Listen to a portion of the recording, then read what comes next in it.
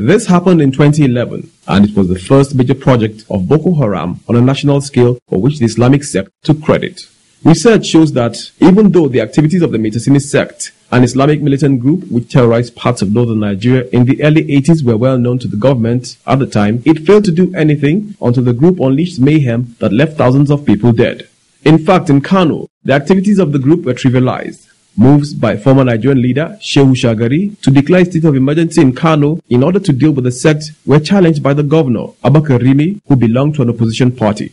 A familiar script appears to be playing out. The Boko Haram sect appears to be treading a similar path with a strange conspiracy of silence. You have a situation where the Speaker of the House of this country, the day after the Kanu killings in which a whole city was sacked, 20 bombs went off simultaneously, over 250 people killed in the space of 1 or 2 hours by the Boko Haram.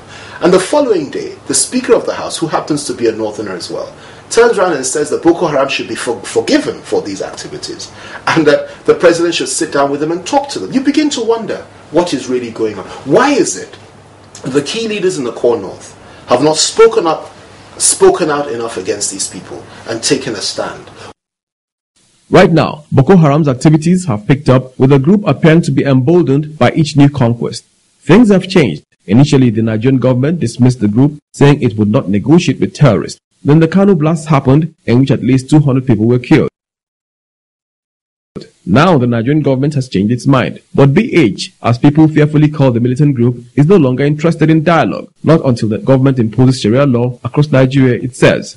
I wrote an article almost a year ago titled The Poor Husband, the Rich Wife, and Boko Haram, in which I advocated that this government needs to take a very firm hand with Boko Haram and literally crush them. You do not negotiate with terrorists. It's basic law. You can negotiate with them years after you've been fighting them and you fought each other to a standstill, and perhaps you have the upper hand. But you don't start off by negotiating with them or pretending that they don't exist or being soft with them and so on and so forth. And unfortunately, that's what we've seen in the last 1 year. Karl Marx and Vladimir Lenin have argued that suffering and hardship make religion more relevant. With unemployment and, by extension, frustration levels at an all-time high in Nigeria, violence disguised by the garb of religion may be the path of least resistance for many. Now, the thing is, Boko Haram may have begun as a religious organization, but right now it's bigger, and it threatens to consume very people, very institutions who may have sponsored it in the first place. Right now, it's even threatening the existence of Nigeria as a nation. Chima Wankwo, CCTV, Abuja. Now, I want to ask you, just give us like an update. What are your thoughts concerning this issue, the security issues Nigeria is facing, the challenge of Boko Haram?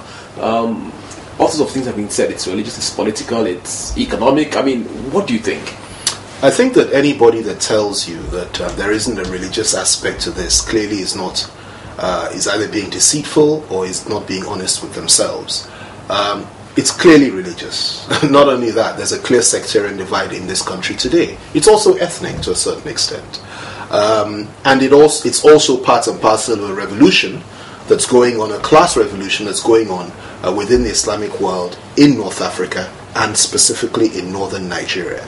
You cannot distinguish or disconnect the activities of Boko Haram and that of Al-Jabhat in East Africa and that of Al-Qaeda in parts of North Africa and in the Middle East. It's very, very clear what's going on. So if you want to solve the problem, the first thing you have to do is recognize it for what it is. It is essentially a religious problem. It is also an ethnic problem, and we need to get to it and try and solve that problem rather than to live in denial and pretend that it's not there. I wrote an article almost a year ago titled The Poor Husband, the Rich Wife, and Boko Haram, in which I advocated that this government needs to take a very firm hand with Boko Haram and literally crush them. You do not negotiate with terrorists. It's basic law.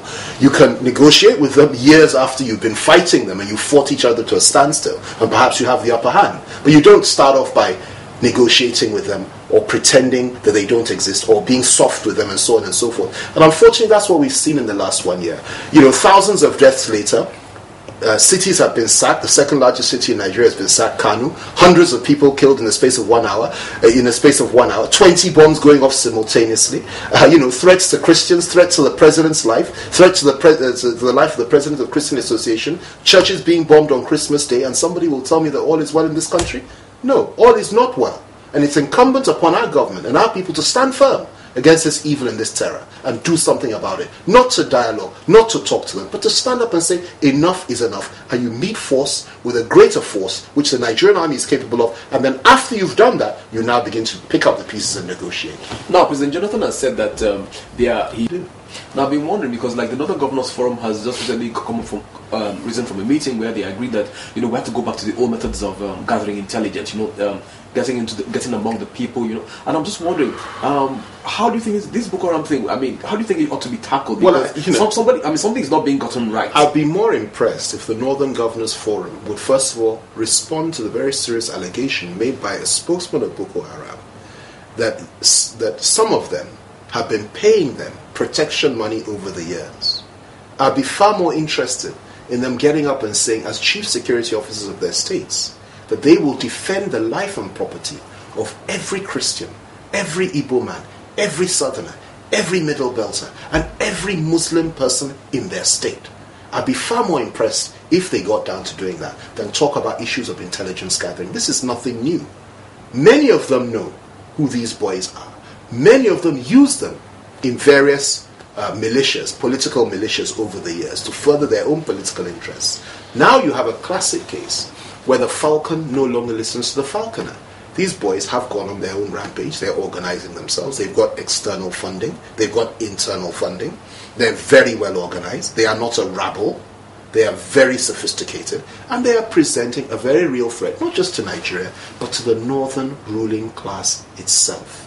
And they, that is the northern governors, have a duty to do something about it more than anybody else. Not just the governors, the traditional rulers of the north. They need to call these boys to order before it turns the whole of Nigeria into a hell, into a burning fire, into a situation where we'll have a war for the next 100 years. Now, I want to ask you now, just to move away from... Now, I want to ask you now, there's this thing that Karl Marx said. He said that religious extremism thrives in the middle of suffering and hardship. You think, there's some truth to that? I don't accept that at all, because if you look at other countries, if you look at our country, we've had poverty for many, many years. There will always be poverty.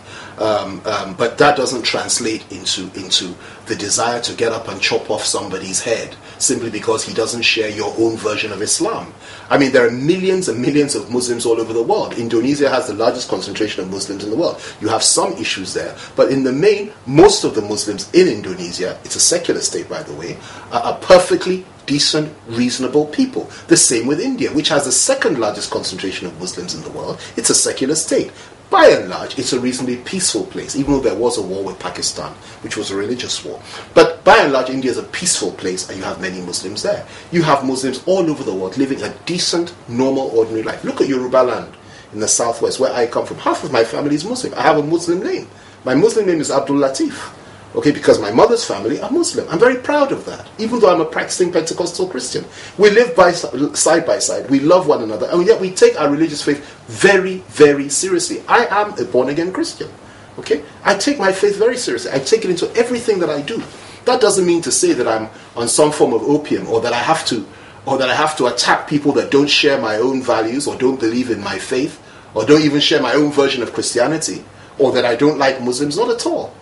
We have to carry these things into our lives. It's a personal issue. In Nigeria, religion has always been a personal issue. But when some people seek to make it a political tool in order to further their own interests and perhaps destabilize a government or a president they feel is not doing their bidding, that's when you need to start getting worried. And I suspect that's what's going on today. Now I want to ask you, do you think all of this is a fallout? Now, President Jonathan has said that he fears that there are elements of Boko Haram within his cabinet, and within his cabinet and all that. So I'm not thinking to myself now, we're looking for solutions to this thing.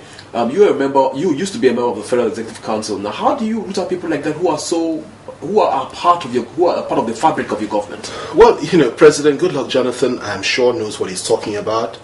If you have a situation whereby elements within the government, his government, try to justify what has been happening on the grounds of, for example, revenue allocation, the serving governor of Central Bank said it recently that there's a link between the activities of Boko Haram and the revenue allocation formula, which is based on derivation. And he argued that 13% derivation, which goes to the oil states, the Niger Delta states, is far too much, whereas the North have no money, and that is why Boko Haram is thriving. Now, this is intellectually dishonest, it's unacceptable, it's unfair. There is absolutely no justification for the kind of Islamist tendencies that we have in the core north today. None whatsoever. And you cannot link it to the revenue allocation formula or 13% derivation and say that the south has too much money and the north does not. Now, when somebody speaks like that, you begin to wonder what is going on. When the same person talks about Islamic banking in this country and seeks to introduce it, you begin to wonder. When the same person, takes away banks, 5 banks, to hand over 5 what they have described as Christian banks, or in Christian hands to hand over to what has been described as core northern interests, you begin to wonder. You begin to wonder what is really going on. You have a situation where the Speaker of the House of this country, the day after the Kanu killings, in which a whole city was sacked, 20 bombs went off simultaneously, over 250 people killed in the space of 1 or 2 hours by the BokoHaram.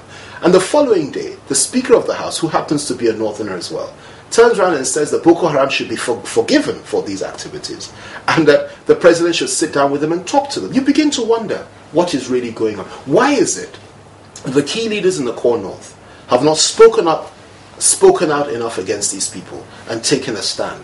Why is it that for the first time in our history, you will have people saying that they will target churches, and they are targeting churches, killing Christians, and saying the Christians and the President of the Federal Republic and the security agencies are their targets? And nobody seems to accept the fact that we have a major problem on our hands. We have a problem. It's a security problem. The security agencies have been paid, they've been trained to confront such problems. My counsel and my advice to this president and this government is to get down to it and let the army do their job. He tried to dialogue, he reached out to them on CNN, on CCTV, on Al Jazeera and on BBC, in which he said, look, identify yourselves so that we can now sit down and have a discussion to know what your demands are so that we can meet them. He did that. He did what any statesman would be required to do at the outset, though many of us counseled against it. And of course, the response he got was predictable, which was, become a Muslim, repent, and after you've repented and become a Muslim, we may talk to you. In any case, we don't think you're serious, and our intention is to kill you like a chicken, and we will enjoy it. That was the formal response from the leader of Boko Haram. Very few Nigerian politicians and leaders are ready to speak out against these people. I am ready to speak out to them, because at the end of the day, if you believe that there is a God that protects and that delivers, you should have no fear of even death. It is very important that our leaders muster the courage, muster the strength to stand up against this evil and fight it, know it for what it is. Muslims and Christians must come together, particularly the northern Muslims. We must all come together with the Christian community in the north and throughout the country and unite and stand against this evil that claims to be fighting an Islamic cause. They're not fighting an Islamic cause. They're fighting their own cause, and it's an evil cause, a cause which is filled with blood, destruction, and evil, and it must be stopped. Now, I want to ask you now, there's this thing that Karl Marx said. He said that... what's going on today?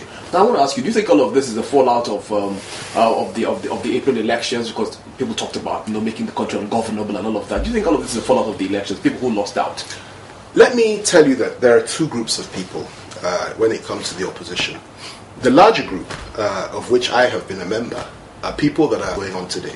Now, I want to ask you, do you think all of this is a fallout of the April elections, because people talked about, making the country ungovernable and all of that? Do you think all of this is a fallout of the elections, people who lost out? Let me tell you that there are 2 groups of people when it comes to the opposition. The larger group, of which I have been a member, are people that are concerned about the way, some of the ways, or the way some of the things, some of the policies of this government and the way they have been enunciated and executed. And that's perfectly legitimate in any democracy. The fact that we can even do that tells you a lot, that we're living in a thriving democracy where the rule of law prevails and where people can speak their minds and write what they like without being locked up for it. And that's good. However, there's also another group within the opposition, which I do not belong to. That group believe that anybody that comes from the other side of the country, that is the South, that is a Christian, needs to be teleguided and told what to do by them. And I'm talking about a core group, a very small group of Fulani supremacists who believe that they were born to rule this country. Not all Hausa Fulani belong to that group. As a matter of fact, the overwhelming majority of Hausa Fulani people are decent, law-abiding people who believe in the Nigerian cause as opposed to any Fulani.